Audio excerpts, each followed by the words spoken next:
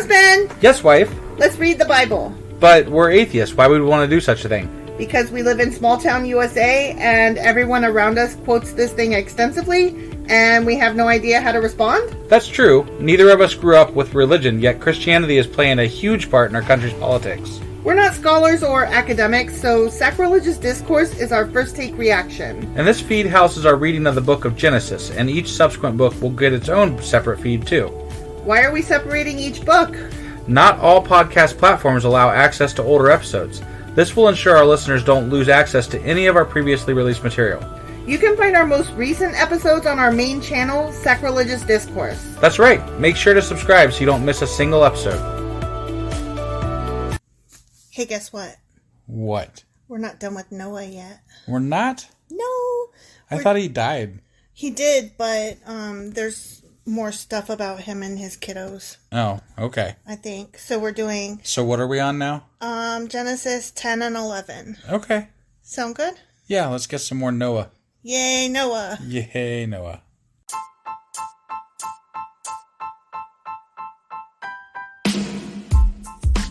Hey, wife. Yes, husband. Did you know that we are now on Patreon? Yes, because you told me, but also, no, tell me more. So we're on Patreon now. Are we? We are, and our supporters can go there and support us, and we have multiple levels all the way up to You Killed God. That sounds really drastic and escalated quickly-ish. Well, no, there's multiple levels before there, so it escalates on a sliding scale of, cheap to not cheap. Oh. But, we can definitely use any amount, so, any support is always appreciated. So, what exactly is Patreon? It's a place where you can show your support for our podcast. And just our podcast? Any podcast or any performer. But, we're the ones that, you're listening to right now. So maybe you should, support us. That'd be awesome. That would be awesome. But we love you anyway. So all you got to do is go to Patreon, look up Sacrilegious Discourse. It's actually patreon.com/sacrilegious discourse is our actual main page there. So head on over and send us some love. Yeah.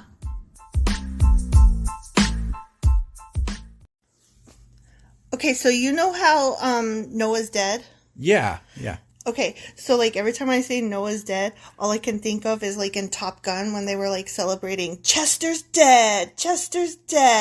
Now we're Noah's dead, but it's not celebration, I guess. That's not what I was thinking. That is not appropriate. Okay, so we're at Genesis 10, the Descendants of the Sons of Noah, and I have to tell you, I read ahead, and it's just a bunch of names and places, and so I'm going to try to buzz through this as fast as possible to get to some funny bits, okay? Bibling be boring? I mean... ... Okay, ready? This is the account of the families of Shem, Ham, and Japheth. You know, the guys that dragged a blanket over their naked father because they were so fucking embarrassed that they just couldn't even? Yeah. Okay. They're dumb. The three sons of Noah. And apparently they're our ancestors. Right. Many children were born to them after the great flood. The descendants of Japheth were Gomer, Magog, Madai, Javan, Tubal, Meshesh, and Tiras. The descendants of Gomer, I just can't believe you're not going to say something like Gomer Pyle, were Ashkenaz, Azkaban. I thought we were trying to get through this. I know, okay, I'm sorry. I'll keep going. Ashkenaz, Riphath, and Togarmah. The descendants of Javan were Elijah, Tarshish, Katim, and Rodanim. Their descendants became the seafaring people that spread out to various lands, each identified by its own language, clan, and national identity. Probably smart, considering God just flooded the whole earth to be good at, seafaring stuff. Right, they were probably just in case. Right. The descendants of Ham were Cush, Mizraim, Put, and Canaan. Put it there, put it down. The descendants of Cush were Seba, Havilah, Sabta, Rama, and Sabtika. The descendants of Rama were Sheba and Dedan. What? Dedan. That is not the name. It is. What is it? Dedan. Dedan. Okay. Dedan. Okay. Dedan. All right. Got it. Cush was also the ancestor of Nimrod. That's amazing. Who was the first heroic warrior on Earth? So, I should just go up to hunters and be like, You're such a Nimrod. Right, like all this time we thought it was like an insult, and it's actually, look, since he was the greatest hunter in the world, his name became proverbial. People would say, this man is like Nimrod, the greatest hunter in the world. I'm totally going to start calling people Nimrods. Yeah, but like in a complimentary way. Well, yes and no. Hey, Nimrod! Yeah, you, Nimrod! He built his kingdom in the land of Babylonia with the cities of Babylon, Erech, Akkad, and Calneh. From there, he expanded his territory to Assyria, building the cities of Nineveh, Rehoboth, Calah, and Rezin, the great city located between Nineveh and Calah. Mizraim was the ancestor of the Luddites, Ananites, Lehabites. This is hard. Naphtahites, Pathrusites, Kazlahites, and the Caphtorites. Robin Hood Mennonites? Am I right? What the hell? From whom the Philistines came. I've heard of the Philistines. Of course, the Philistines. Yeah, they came from all those tights. Yeah. Canaan's oldest son was Sidon, the ancestor of the Sidonians. Of course. Canaan was also the ancestor of the Hittites, Jebusites, Amorites, Girgashites, Hivites, They were so unoriginal, they'd all end in ite. Sinites, Arvadites, Zemarites, and Hamathites. I'm really sorry. Holy shit, tight. The Canaanite clans eventually spread out, and the territory of Canaan extended from Sidon in the north to Gerar and Gaza in the south, and as east as far as Sodom, Gomorrah, Admah, and Zeboim. I knew at least 3 things in there: Gaza, Sodom, and Gomorrah. That doesn't mean shit to me. So no, I know where the Gaza Strip is. And Zeboim near Lasha. Like, all I hear is, like, blah, blah, blah, Middle East. Right. I mean, is that even right? That's Okay. That's right. Blah, blah, blah, Middle East. Right. These were the descendants of Ham, identified by clan, language, territory, and national identity. Okay, there's that. Okay. Sons were also born to Shem, but probably no daughters, right? Because who are women who needs women? Women are garbage, apparently. The older brother of Japheth, Shem was the ancestor to all the descendants of Eber. Okay. I don't know why that's funny to me. The descendants of Shem were Elam, Ashur, Arphaxad, Lud, and Aram. The descendants of Aram were Uz, Hul, Gether, and Mash, like the show. Right. Arphaxad was the father of Shelah, and Shelah was the father of Eber. Another Eber? Eber had 2 sons. The first was named Peleg, which means... Peleg. Okay, maybe Peleg. I don't know. Either way is funny. Which means division. For during his lifetime, the people of the world were divided into different language groups. His brother's name was Joktan.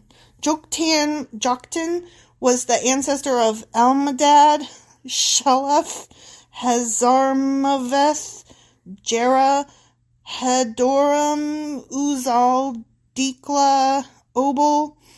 Oh my gosh, this is so hard. I just got to make a comment. Like, all of a sudden, they just suddenly had 2 languages. It just more than happened. 2. Okay, a lot of languages. Well, we're approaching the Tower of Babel, and that's when there's so many languages. I don't understand. They all came from the same freaking people. Yeah, like 2 days ago. Only it's 2 billion years ago, apparently. I don't know. Time is nothing.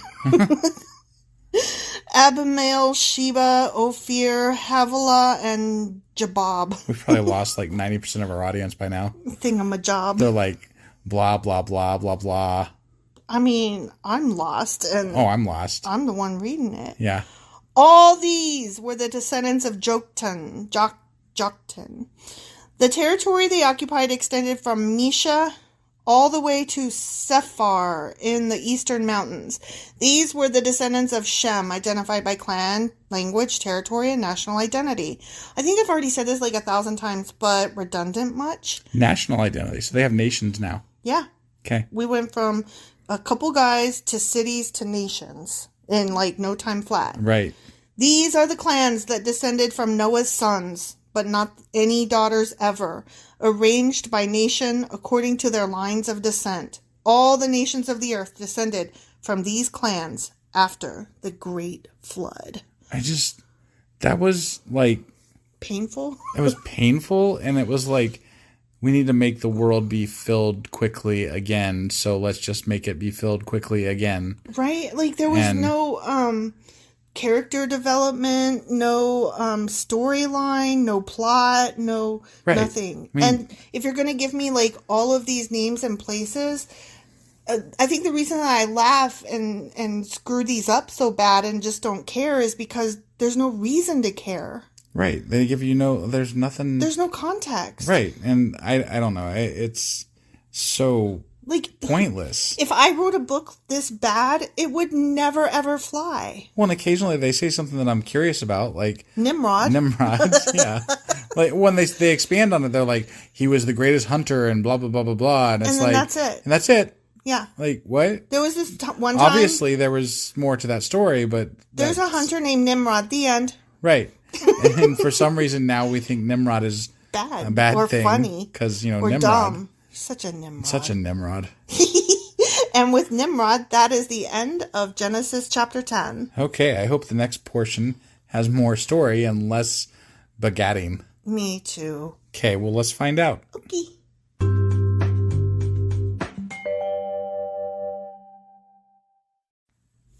Okay, so now we have reached Genesis chapter 11, the Tower of Babel. Do you know anything about the Tower of Babel? Well, it's something. I mean, like, I like, Douglas Adams, and he talks about the Babel fish.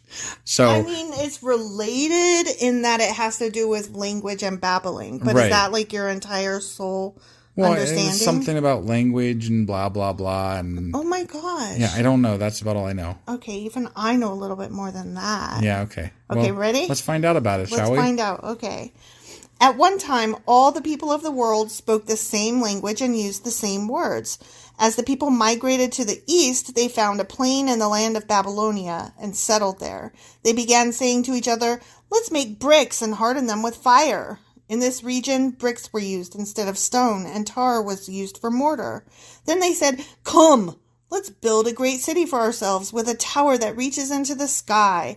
This will make us famous and keep us from being scattered all over the world." I mean, it did make them famous. I guess so, yeah. Because we all know about the Tower of Babel. Right. Or Babylon. Or whatever Babylonia. It is. Babbling Brook.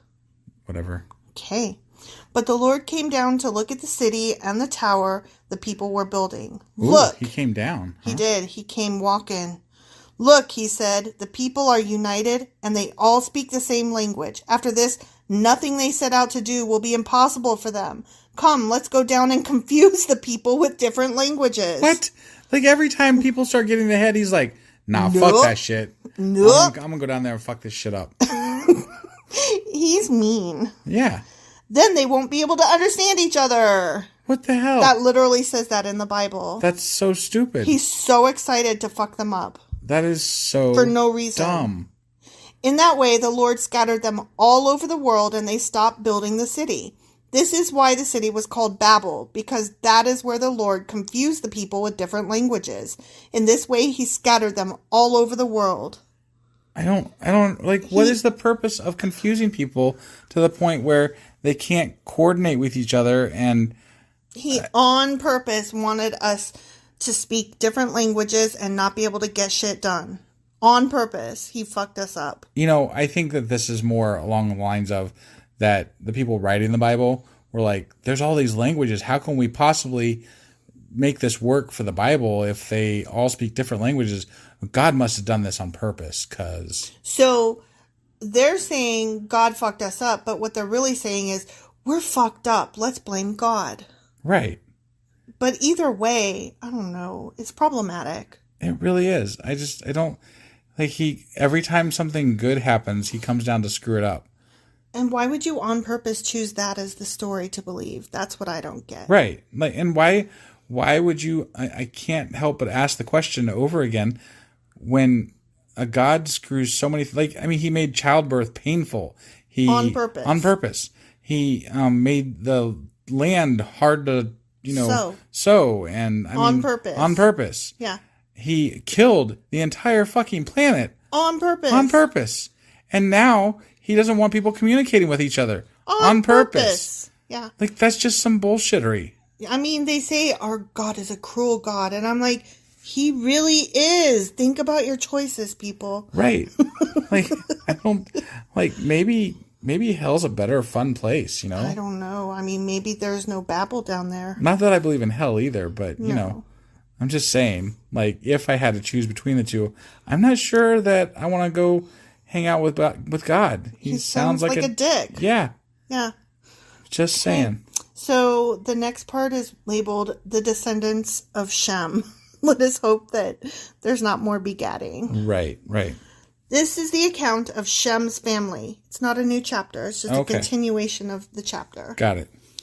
2 years after the Great Flood. Oh my God, all that happened in just 2 fucking years. No, wait. Wait, did we just build cities and create nations and divide people in 2 years? Oh, you know what? No, actually, I'm mistaken. We're doing a flashback again. Okay, I was going to say, because that can't possibly be. No, you're right. My bad. They did this thing where they're like, all these things happened all the way through Babel. And then they're like, okay, but flashback to 2 years after the flood when Shem was a mere babe at 100 years old. I got to wonder what like an editor's notes would look like for the Bible. Like, I mean, if you were pitching it as a story. It would be bad. It would be bad. Yeah, right? There's no way this would pass. That would be funny. It would be funny to see what an editor would say about a Bible. I would like to see the editor's notes on that. That alone would be a good book. Yeah. Okay, so 2 years after the Great Flood, when Shem was 100 years old, he became the father of Arphaxad. And I have to tell you, when I was just like looking at this out of the corner of my eye, it looked to me like it said Axelrod for a second.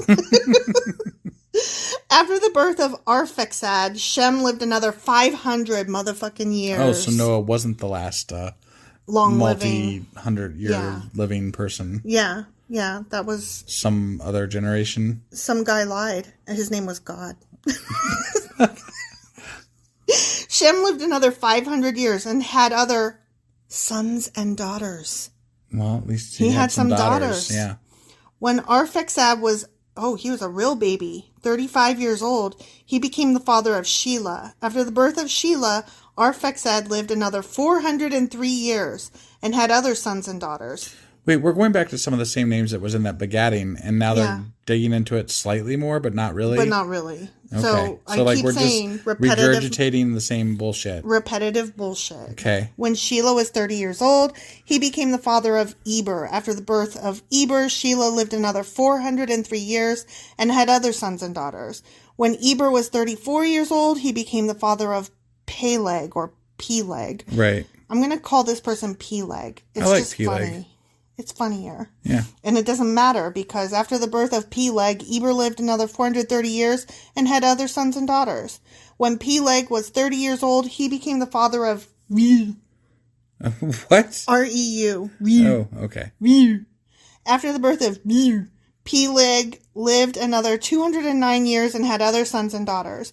When Reu was 32 years old, he became the father of Serug. I'm just curious, like, when did the shortened lifespans happen? Like, I'm totally lost. I don't even remember at this point. Like, we're 11 chapters into the first part of the book. I thought he did this before he killed off all the humans. I'm pretty sure you are correct. Okay. It's like, do-over. Yeah, and now they're living a long time again. Yeah. In spite of the fact that he fucked them all up and spread them out with different languages. Yeah. After the birth of Serug, lived another 207 years and had other sons and daughters. When Serug was 30 years old, he became the father of Nahor. After the birth of Nahor, Serug lived another 200 years and had other sons and daughters. When Nahor was 29 years old, he became the father of Terah. After the birth of Terah, Nahor lived another 119 years and had other sons and daughters. After Terah was 70 years old, he became the father of Abram, Norah, and Haran. Haran, I wonder if... Not Haran, Haran. Oh, Haran. Yeah. Okay. Yeah. Okay. Okay, still in the same chapter, but now we're in a bit that's subtitled The Descendants of Terah. Okay. Because it matters? I guess. This is the account of Terah. Terah's family. Sorry, this is the account of Terah's family. Terah was the father of Abram, Nahor, and Haran. Haran was the father of Lot. Ooh, I know that guy. I've heard a lot. Lot did something. Sure. But Haran died in Ur of the Chaldeans, the land of his birth, while his father Terah was still living. Like, do you even care? Like, I don't care. I don't know any of these people. Right. Like, I can't even remember. Wait, who's alive? Who's dying? Who's doing what now? And it's all in such a weird order. I know. Meanwhile, Abram and Nahor both married. That's nice. Yeah. The name of Abram's wife was Sarai, and the name of Nahor's wife was Milcah. Milcah and her sister Iscah were daughters of Nahor's brother Haran. These all sound like they're cousins of each other. Right. But Sarai was unable to become pregnant and had no children. Oh, boo. That's sad for her. If she wanted children. Right. If she didn't want children, then it's yay. Because I know plenty of people today that don't want children. But back then they seemed to like a lot. They seem to want like 500 babies. Although I don't know that was the women's choice. That's true. I mean, the men wanted them, but maybe the women. I don't know. I can't speak for women back then. We can't speak for men back then either, technically. Because none of them are alive. You know, honestly, I can't even speak for women today because I just don't get people. Truthfully, none of them are probably real either. I mean, some of them might have been. Maybe. I don't know. One day, Terah took his son Abram, his daughter-in-law Sarai, his son Abram's wife, and his grandson Lot, his son Haran's child, and moved away from Ur of the Chaldeans. He was headed for the land of Canaan, but they stopped at Haran and lived there. Terah lived for 205 years and died while still in Haran. The end. It does not say the end. It doesn't, but that's the end of the chapter, and it just might as well, because it's like, and that's all we got for that chapter. Well, we did all that begatting, and then we went on to, like, dig in deeper into the begatting, and it's like, only, it wasn't really, like, digging in. It was like, and this person lived this amount of time, and they had this many kids, and they were these people, and blah, blah, blah, blah, blah. I thought there was going to be more about the Tower of Babel, honestly. I really want some stories. When did the story start, you think? I don't know. Maybe next chapter? Maybe next chapter. Well, stay tuned and find out. And we'll make fun of it all the way, because this shit is great. I know. I'm excited. Definitely. See you next time, everybody. Bye.